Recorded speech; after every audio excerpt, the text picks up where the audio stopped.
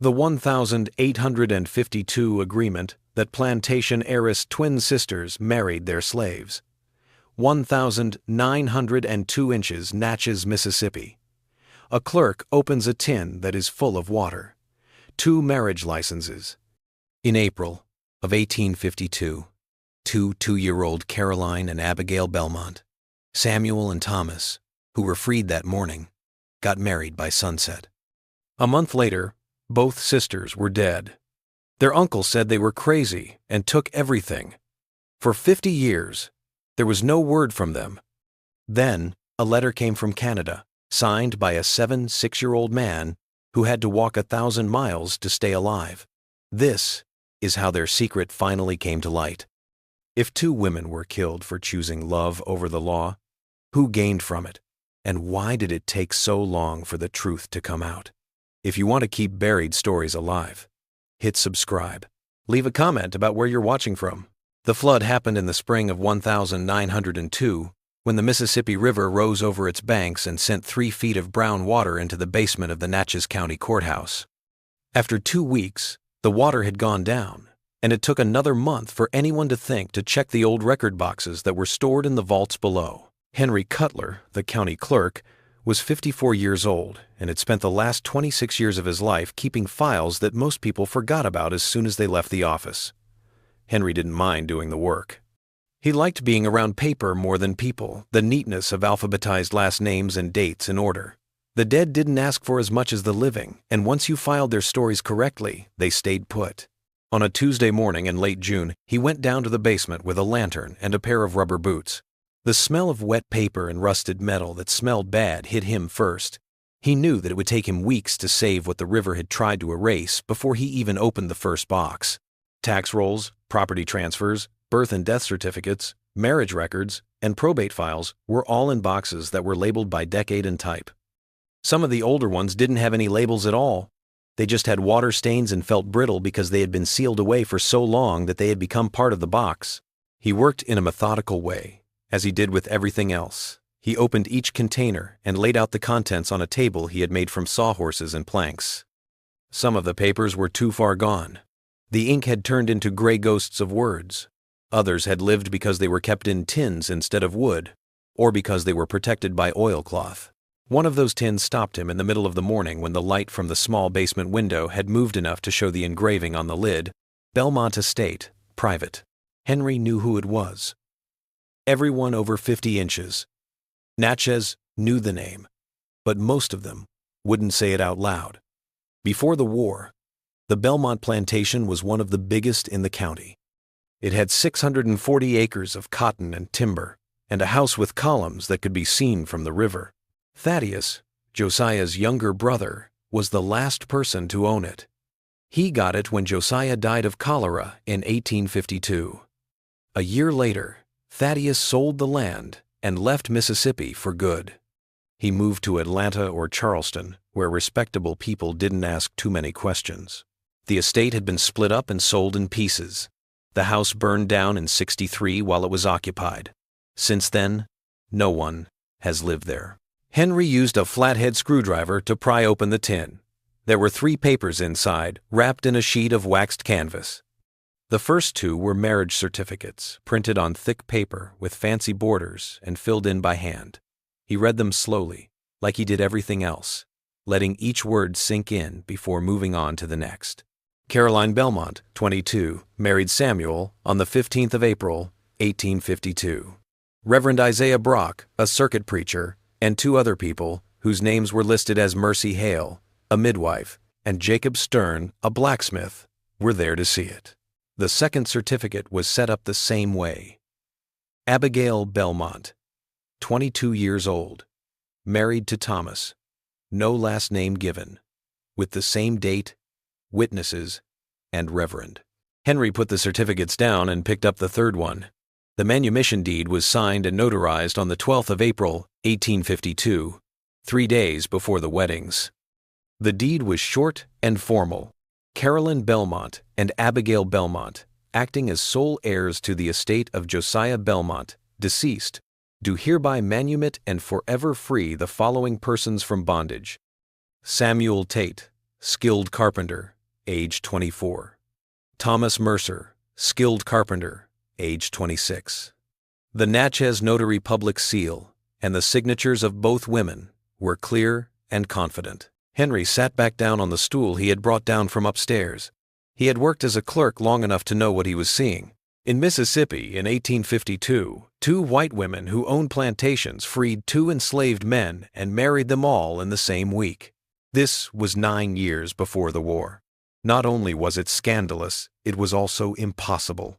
It wasn't just frowned upon or bad for society for white women and black men to get married. It was against the law in some states.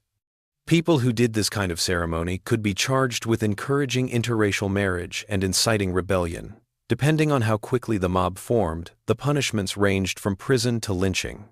But there they were, the certificates, signed by a minister, witnessed by 3 people, and kept in a private tin as if someone wanted them to last.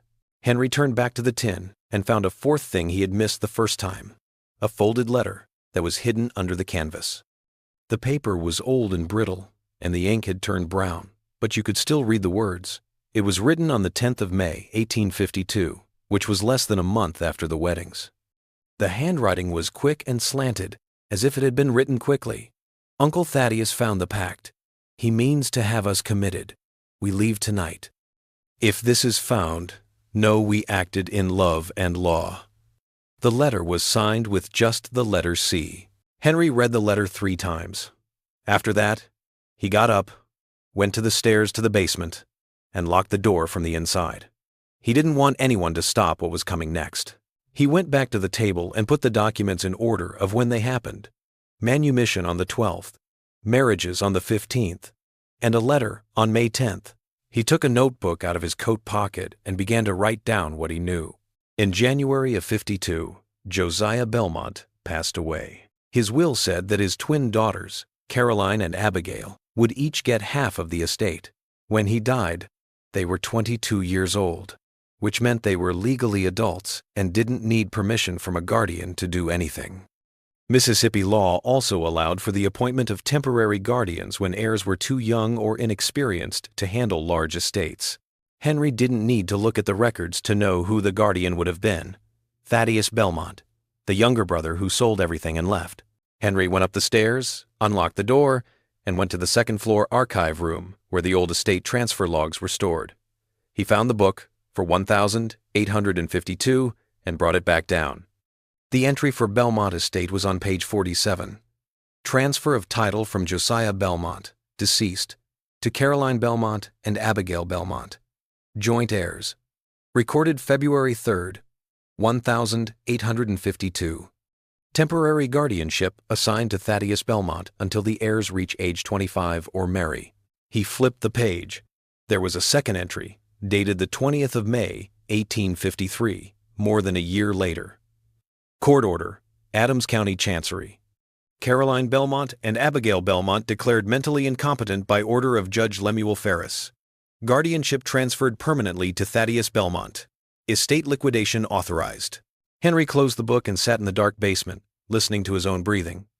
In April of 1952, the twins freed 2 men and married them. A month later, they were trying to escape. A year later, they were found to be insane, and their uncle took everything. He read the letter again. If this is found, know we acted in love and law. Caroline Belmont had known what was going to happen. She wrote it down and put it in a tin to hide it. And 50 years later, a flood brought it back to the surface. Henry Cutler didn't believe in fate, but he did believe in evidence. The evidence told him that 2 women had been erased from history because they had tried to do the right thing. Henry spent the next 3 days in the basement, going through every box that had anything to do with the name Belmont. He found tax records, crop inventories, and bills of sale for livestock and tools, but nothing that mentioned Caroline or Abigail after May 1853. It was as if they had never existed in the official record as soon as their uncle took over. On the 4th day, he opened the estate ledger, a thick book with a leather cover that kept track of all the big property deals in Adams County. And this time, he read it line by line, looking for anything he might have missed. He found it on page 51, in the margin in pencil instead of ink, which made it easy to miss unless you were looking for it. March 18th, 1,852. Paid Reverend Brock $5, private service. 2 lines below that, there was another entry. March 23rd, 1,852. Manumission, notary, $12. Henry sat back and did the numbers. In March, the payments were made. The deed of manumission was signed on April 12. The weddings took place on April 15. Someone had been planning this for weeks, putting everything in place and paying in advance so there wouldn't be any delays when the time came. He flipped to the next page and saw a third entry that made his heart race. May 14th, 1,853. Court order filed. Caroline Belmont and Abigail Belmont declared mentally incompetent, effective immediately. Guardianship transferred to Thaddeus Belmont by unanimous decision of Adams County Chancery Court. Estate assets frozen pending review. Henry looked at the date again. The 14th of May, 1853. Exactly 13 months after the weddings, and exactly 1 year and 4 days after the letter that said, Uncle Thaddeus found the deal. He took out his notebook and began to write a timeline. The twins set Samuel and Thomas free in April 1852 and married them. They tried to run in May 1852. Thaddeus must have caught them, stopped them, or convinced a judge that 2 women who wanted to marry freed slaves were not fit to run their own lives sometime between May and the next spring. The law was in his favor. Mississippi didn't allow people of different races to marry. The state would never recognize the ceremony, even if it had been done and a minister had signed the certificate. And if the women kept saying that the marriages were real and refused to change their minds or follow the rules, the best thing to do was to say they were crazy and lock them up so their choices wouldn't embarrass the family or put the estate at risk. Henry went upstairs to the probate office and asked Davis, the young man who was working there at the time and had only been there for less than a year, if he could see the commitment records from 1,853. Davis looked at him like he had asked for the moon. He said, "Those records are sealed. Privacy in medicine." Henry didn't fight back. Instead, he went back downstairs and got the Chancery Court files. He spent 2 hours looking for the case. Guardianship petition filed May 10th, 1,853. The file was thin, only 6 pages long. It included a petition from Thaddeus Belmont asking for permanent guardianship of his nieces because they were mentally ill, an affidavit from Judge Lemuel Ferris saying he had looked at the evidence and found the claim credible, and a single sheet of testimony from Dr. Silas Garrett, the county physician, dated May 12, 1,853. Henry read the statement twice. Dr. Garrett said that he had looked at Caroline and Abigail Belmont at their uncle's request and found that they were suffering from acute mania and delusional thinking. He said that they had claimed to have illegally married 2 former slaves, which he said was evidence of a disordered mind and a danger to themselves and others. He suggested that they be sent to a private sanatorium right away so that they could get the right care. The testimony was signed and had a notary stamp on it. It seemed like it was real. It looked like it was sealed. Henry had been reading legal documents for 26 years, so he knew when something had been written to a conclusion instead of based on what he had seen. The language was too careful and clinical, and it didn't have any of the uncertainty or qualifying phrases that a real doctor would use when diagnosing something as serious as mania. There was no mention of any previous illnesses, no family history, and no event that set off the marriages. It looked like something that was meant to make a judge happy without looking too closely. Henry closed the file and walked 3 blocks to the Adams County Medical Society, which is a 2-story brick building. He asked the secretary if Dr. Silas Garrett was still working in Natchez. She looked at him through the top of her reading glasses and told him that Dr. Garrett had retired in 1897 and moved to Vicksburg to live with his daughter. Henry thanked her and asked if the society kept track of complaints from professionals or actions taken against them. She said they did, but those files were private. He said thank you again and left. He went back to the courthouse and got the estate ledger again. This time, he read on after the guardianship transfer. June 4th, 1,853. Estate sale authorized by court order. Belmont Plantation, 640 acres. Sold in full to Thaddeus Belmont for $38,000. livestock, equipment, and remaining chattels sold at auction. Proceeds to estate account, June 18, 1853. A single line entry that stopped Henry cold. 4 persons, 2 white females, 2 Negro males, sold to Captain J.W. Thornhill, New Orleans, for transport. Purpose noted as Caribbean labor contract. No names listed, no signatures except Thaddeus Belmont's, acting as guardian and executor. Henry read the line 3 times and felt something turn in his stomach. 4 people were sold for transport, 2 white women and 2 black men. The wording was intentionally vague, like when someone wanted to write down a deal but didn't want anyone to ask questions later. After the war, Caribbean labor contracts were common indentures and work agreements for people who were so desperate that they would sign anything. But this was 1853, 9 years before slavery ended, and the entry listed white women and black men as if they were all the same kind of property. He sat in the basement with the ledger open in front of him and knew what he was looking at. Thaddeus Belmont had not put his nieces in an asylum. He sold them, along with Samuel and Thomas, taking all 4 of them out of Natchez in one deal. He used legal language about transport and contract to cover it up so that no one would know what it was. Henry didn't know if they had been sent to Cuba, Haiti, or some other island where labor was cheap and no questions were asked. He didn't know if they had made it through the trip alive, died in the hold, or been worked to death in cane fields within a year. But he knew they weren't crazy, and they hadn't left on their own. The man who made money off their disappearance had gotten away with it. Henry put the ledger in his desk drawer and walked home through the streets of Natchez at night. He had worked in the courthouse for more than 20 years and had never once needed to take a document out of the building. But tonight, he put the marriage certificates and the letter in his coat pocket, wrapped in oilcloth, because he didn't trust what would happen if he left them behind. 50 years was a long time, but Thaddeus Belmont's son was a senator in the state. Henry's grandson ran the county's largest bank.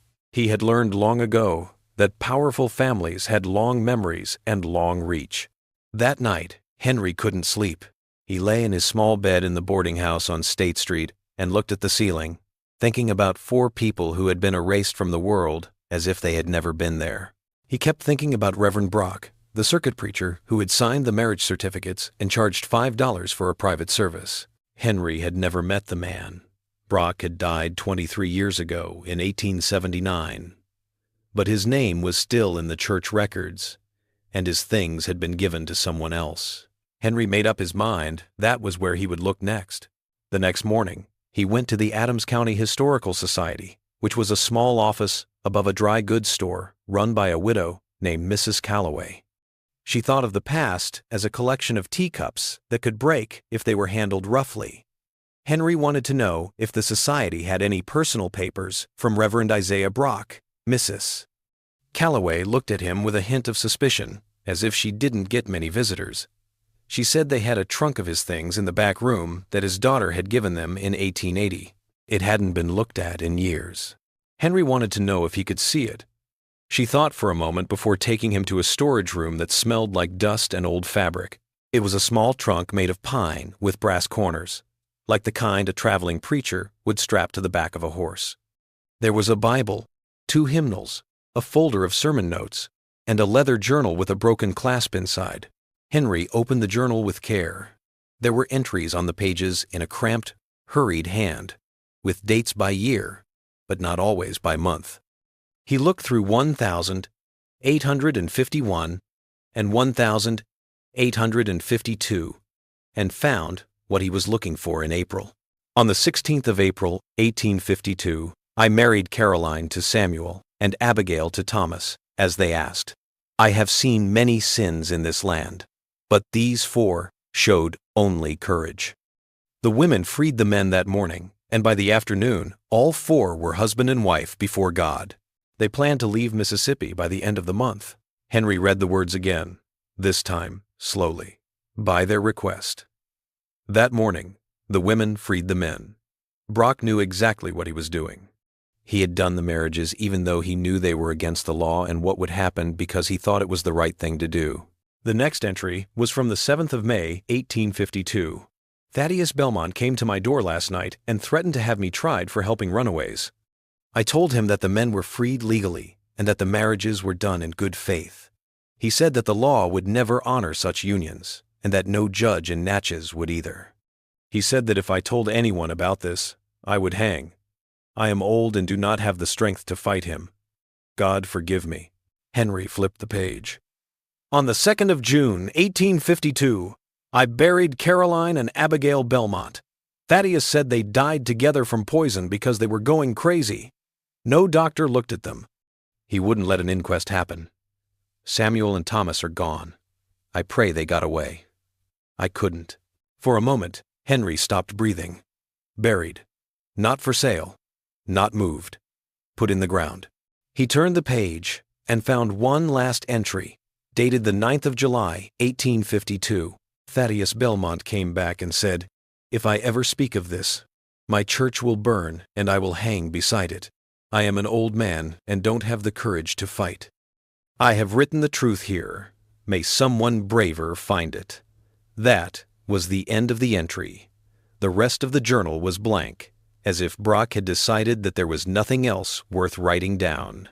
Henry was sitting on a wooden crate in the storage closet, holding the journal in both hands. There was a lie in the sale document. The trip to the Caribbean, the job offer, everything was made up. Thaddeus Belmont had murdered his nieces and buried them quietly, probably on the plantation grounds where no one would ask questions. Samuel and Thomas had either run away or been killed trying. The Reverend knew the truth and wrote it down, but he was too scared to do anything else. Henry knew what that fear was. He felt it himself, sitting in a dusty closet 50 years later, knowing that the grandson of a murderer was one of the most powerful men in Natchez. He wrote down the important parts in his notebook exactly as they were in the journal. Then he closed it and put it back in the trunk. "Did you find what you were looking for?" Mrs. Calloway asked. Henry said yes and thanked her. He walked back to the courthouse with the journal entries in his pocket, where they felt like a live coal. He had proof now, not just the marriage certificates and the letter, but also the word of a man who had seen what happened after. Caroline and Abigail Belmont were not crazy. They had not been bought. Their uncle had stolen everything they owned and killed them. Henry went right to the office of the county prosecutor, William Sykes. He had been in that job for 12 years and was known for being fair. Henry put the marriage certificates, the manumission deed, Caroline's letter, the estate ledger with the entry about 4 people sold for transport, and the copied entries from Reverend Brock's journal on Sykes's desk. He went over everything he had found, piece by piece, and waited for Sykes to answer. Sykes read the papers slowly, but his face didn't show anything. He leaned back in his chair and stared at Henry for a long time after he was done. "That was 50 years ago," he said. "Everyone who was involved is dead. Thaddeus Belmont died in 1894. The Reverend is dead. The judge who signed the guardianship order is dead. There is no one left to bring charges." Henry said he got that, but the truth still mattered. Sykes shook his head. He said, "In court, when you can bring charges, the truth matters. This is history. It shouldn't be in a trial." Henry asked, "What about the newspaper and the Historical Society?" Sykes looked at him with a look that was almost sad. He said, "Thaddeus Belmont's son is a senator from the state. Edward Belmont, his grandson, runs the first bank of Natchez. Half of the businesses in this county owe him money. Do you really think the newspaper's going to print a story saying his grandfather killed someone? Do you think the Historical Society wants that kind of trouble?" Henry didn't say anything. He picked up the papers and left. That night, he sat at his desk in the courthouse basement and stared at the marriage licenses. He had always thought that the law was a set of rules that applied to everyone the same way and that the truth would eventually come out. But he now knew that the law was only as strong as the men who enforced it, and those men had their own problems. William Sykes wasn't a bad prosecutor. He was just realistic. And in real life, no one in Natchez wanted to make the Belmont family mad about something that happened before most of them were born. Henry also knew something else, though. The papers were real. The proof was strong. And once something was put in the public record, it was there to stay. He couldn't get anyone to care about Caroline and Abigail Belmont, but he could make sure their story lived on. He made a new file folder and called it Estate Truth 1852. He put everything inside, including the marriage certificates, the manumission deed, the letter, copies of the estate ledger entries, and copies of Reverend Brock's journal entries. He closed the folder and took it upstairs to the public archives, where anyone could ask to see county records. He put it in the B section, between Bellingham and Benton, and wrote in the index log, Belmont, Caroline and Abigail. Marriage and manumission records, 1852. Available for research. That night, he walked home, feeling better than he had in days. It wasn't fair. It was almost an acknowledgement, but it was something. The truth was now written down in ink and paper, waiting for someone who cared enough to read it. It's too late to save anyone, but not too late to remember. Henry believed that would be the end of it. He had done what he could, saved what needed to be saved, and put the truth where it belonged. He went back to his normal job as a county clerk, where he dealt with deeds, birth certificates, and probate files. 3 weeks went by. Then a man walked into the courthouse and asked for records about the Belmont family. He was Thomas Garrett, and he said he was writing a history of Adams County plantations before the war. He was polite and well-dressed, and he had a smooth way of speaking that came from having money and going to school. Henry took him to the archive room and got the file he had made. Garrett sat down at the reading table and slowly read through the papers, making notes as he went. He thanked Henry and left when he was done. Henry didn't think much of it until the next morning, when William Sykes came to his desk looking worried. Sykes said that an hour ago, Edward Belmont, the banker, had called his office and asked pointed questions about who had given permission for documents that slandered his family to be filed. Sykes said he had told them that public records are just that, public. He also said that the county couldn't hide historical documents just because they weren't flattering. Belmont didn't like that answer. He had talked about talking to the Board of Supervisors and making sure the county knew how important it was to be careful. Henry was told by Sykes to be careful. Edward Belmont and other men like him did not make empty threats. Henry got the message. He was being told to back off, take the file down, or at least make it harder to get to. He also knew that taking a document out of the public record after it had been properly filed was a crime in and of itself, a violation of the rules that kept the system honest. He thanked Sykes for being worried, but the papers were going to stay where they were. Sykes stared at him for a long time before shaking his head and leaving. The Natchez Courier published a short piece on the back page 2 days later. It was just 4 paragraphs long and used the dull language that newspapers used when they wanted to report something without taking a side. The headline said, "County archives contain unverified claims about prominent family." The article said that documents recently filed in the public record made claims about the Belmont estate that could not be proven and should be taken with appropriate skepticism. It didn't name Henry, but it didn't have to. Everyone who worked at the courthouse knew who was in charge of the archives. Henry bought the paper and read the article 3 times. Unverified claims. Appropriate skepticism. This wording was meant to make people doubt without making specific accusations, like saying that someone had filed false papers or lied about the facts. The article didn't say anything about the estate ledger, the marriage certificates, or the Reverend's journal. It just suggested that the whole thing was suspicious and should be ignored. Henry folded the paper and put it away in his desk. He knew there would be resistance, but he didn't think it would happen so quickly or in such a public way. A woman came to the courthouse that afternoon and asked to see the Belmont file. Agnes Porter was her name, and she taught history at the Negro school on the north side of town. She was in her 32nds, well-dressed, and spoke carefully, as if she knew that everyone would be judging her words. Henry gave her the file and watched her read it. When she was done, she looked at him and asked if she could make copies. Henry said that the policy for the archive said that people could make hand copies but not photographs. She spent the next 2 hours writing down the marriage certificates and Caroline's letter on pieces of paper she had brought with her. She thanked Henry and said it was important that someone had taken the time to save this before she left. He said he was just working. She said that was more than most people did. A week later, Agnes Porter wrote an essay for the Colored Citizens Gazette, a small weekly paper that was read by black people in Natchez. The title of the essay was Two Women Who Chose Justice, and it told the story of Caroline and Abigail Belmont in a clear and simple way. It didn't make any guesses or editorialize.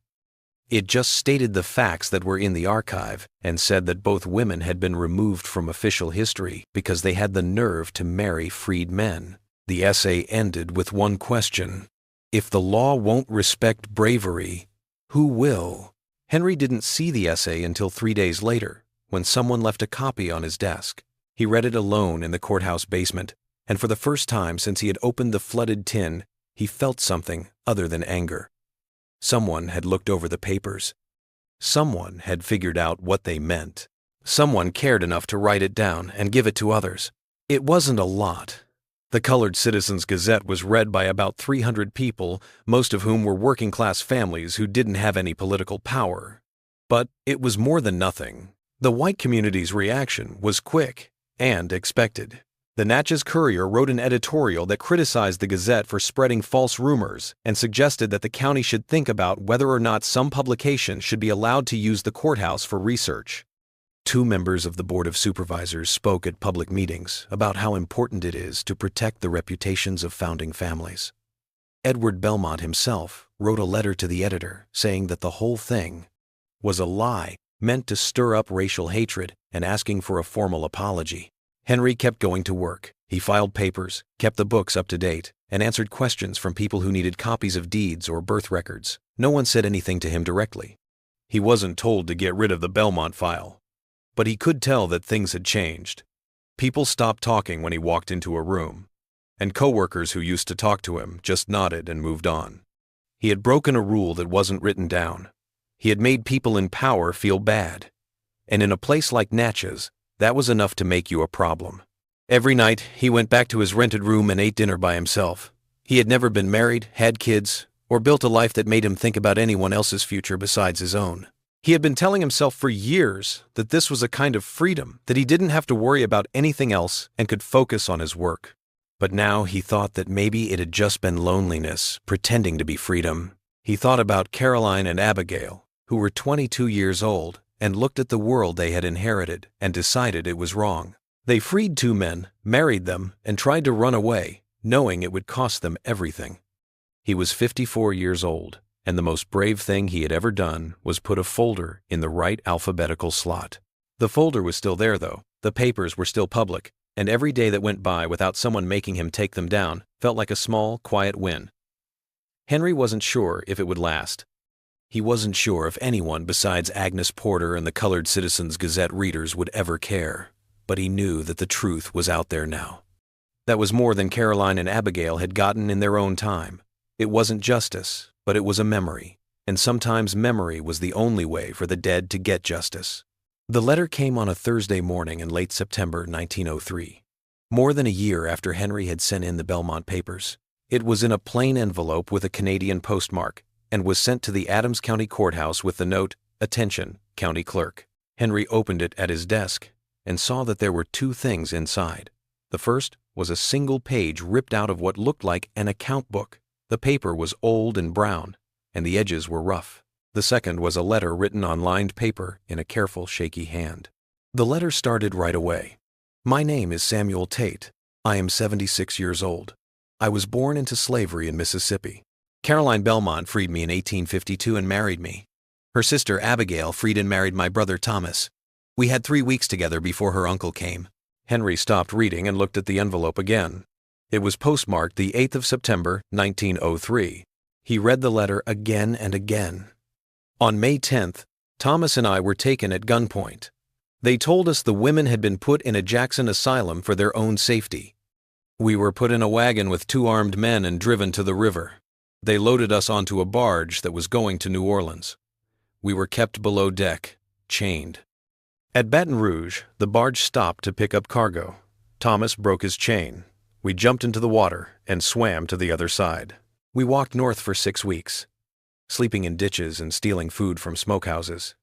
We crossed into Illinois in July of 1852. Henry read the next paragraph twice. We learned the truth 2 years later from a freed man who had worked on the Belmont place. He said Caroline and Abigail were dead within a month of our leaving, buried on the plantation grounds with no marker. Thaddeus Belmont told everyone they had taken poison. Thomas and I knew better. We knew what kind of man he was. Thomas died in 1875. I have lived long enough to see our marriage certificate printed in your county log. I never thought I would. I am sending you the last page of the Belmont ledger, the one Thaddeus did not burn. It is proof of what he stole." End quote. Henry put the letter down and picked up the page from the ledger. The ink was faded, but you could still read it. The top of the page said the 20th of April, 1852, and it had a neat, slanted hand that matched the signature on the manumission deed. It showed a series of transactions. Caroline Belmont, the only heir, instructed that $8,000 be transferred from the estate's liquid assets to Samuel Tate, and $8,000 be transferred to Thomas Mercer. The accounts were opened on the 18th of April, 1852, at the First Bank of Natchez. In the same handwriting below that, there is a single sentence: "Uncle Thaddeus does not know. When we are safely north, we will get this money back and start over." Henry sat in his chair and felt the weight of 51 years come crashing down on him. Caroline and Abigail not only freed the men and married them, but they also gave them enough money to start over and kept the transaction a secret in their own estate records. They had planned everything, even the bank accounts and the timing, and Thaddeus Belmont had found out. Henry took out the estate transfer logs and turned to June 1853. There it was, just like he thought it would be. June 9th, 1853. Withdrawal of estate funds by order of Thaddeus Belmont, acting guardian. 2 accounts, $8,000 each. Total $16,000. Transferred to Belmont family account for safekeeping. Henry got up and went to the window. Samuel and Thomas never got their money back because they had to run away before they could. Caroline and Abigail had been killed before they could use it, and Thaddeus Belmont had waited just long enough to make it look legal before taking everything. The ledger page was proof of theft, not guesswork or speculation, but proof in black ink. That afternoon, Henry took Samuel's letter and the ledger page to the Natchez Courier. He didn't ask for permission. He went into the office of Charles Preston, the editor, who had worked at the paper for 30 years, and put the papers on his desk. Preston read them without saying anything. When he finished, he looked up at Henry and said, "This is real. This is real." Henry said it was as real as anything else he had ever filed. Preston wanted to know if he could print it. Henry said that was the reason he brought it. 2 days later, the story was on the front page. The headline read, "Plantation Heiress twins murdered for marrying freedmen. Uncle took fortune." The article printed Samuel's letter in full and included a copy of the ledger page next to the bank withdrawal record. It made the timeline clear. The weddings in April, the $16,000 gift, the murder in June, and the theft a year later, when it was made to look like guardianship. It said that Thaddeus Belmont was the one who did it, and it also said that his son was a senator and his grandson ran the First Bank of Natchez. Edward Belmont got back to me in less than 24 hours. His lawyer sent him a letter threatening to sue him for defamation and asking him to take back what he said. On page 2, Charles Preston printed the letter and his reply. The papers are part of the public record.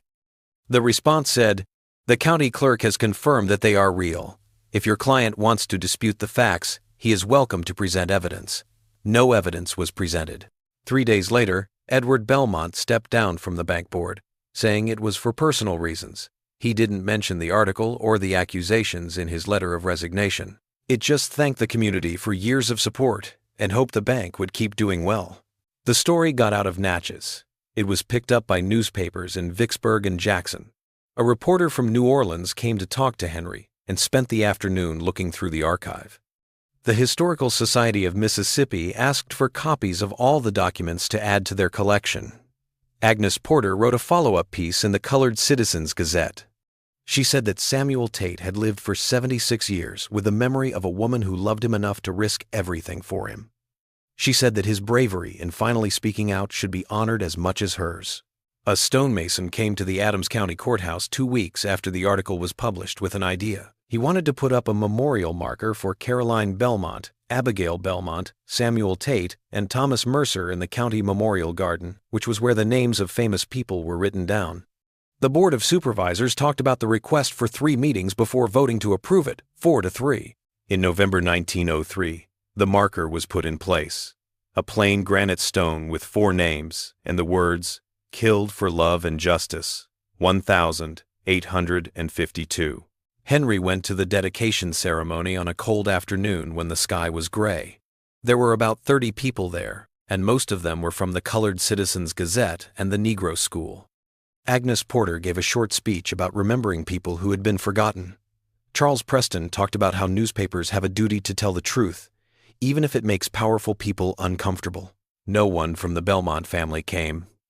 Nobody thought they would. Henry stood at the back of the small crowd and stared at the stone. 4 names that had been hidden for 51 years are now carved in granite, where rain and time can't erase them. It wasn't the fair treatment Caroline and Abigail deserved. It didn't bring them back or punish the man who killed them, but it did show that they were remembered. It was a memory that would last forever. And it happened because an old man in Canada had lived long enough to write 1 letter and because a clerk in the basement of a courthouse wouldn't let the truth stay hidden. In January 1904, 3 months later, Samuel Tate died. The Ontario paper's obituary said that he had been married to a woman named Caroline 51 years before he died. It also said that he had spent his life working as a carpenter and teaching freed people how to read. It said that he didn't have any close family left, but many people remembered him. Henry read the obituary and thought about a man who had walked 1,000 miles to stay alive and had lived for most of a century with a story that no one would believe until the evidence came out of a flooded basement. Samuel had seen a stone with his wife's name on it. He had read the name of the man who killed her in print. He had seen it, but it was too late. 51 years too late. Henry thought that was the only kind of justice some people ever got. The kind that took time, luck, and someone who was willing to keep the record straight. The kind that really mattered.